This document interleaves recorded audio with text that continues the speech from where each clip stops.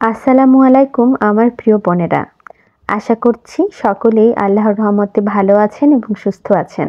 জান্নাতে কিন্তু আমরা সকলেই যেতে চাই, অনন্তকাল, যেখানে শুধু শান্তি আর শান্তি। আপনার যা ইচ্ছা আপনি সেখানে তাই করতে পারবেন। যখন যা খেতে ইচ্ছে করবে তখনই সেটা আপনার সামনে হাজির হয়ে যাবে।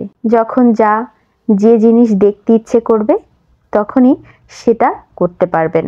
এত শান্তি, এত সুখ সকলেই তো পেতে চাই, তাই না? কিন্তু এই জান্নাতে প্রবেশ করা কি খুব সহজ?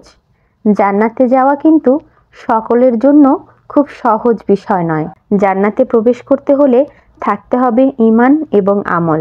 যার শক্ত ঈমান এবং আমল থাকবে সেই খুব সহজে জান্নাতে প্রবেশ করতে পারবে।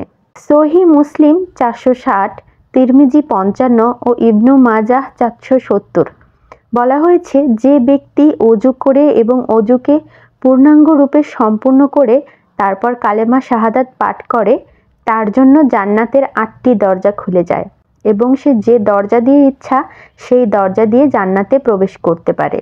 তাই জান্নাতে প্রবেশ করা যেমন পাপী গুনাহগার বান্দাদের জন্য কঠিন, তেমন ঈমান এবং আমলদার ব্যক্তির জন্য খুব সহজ।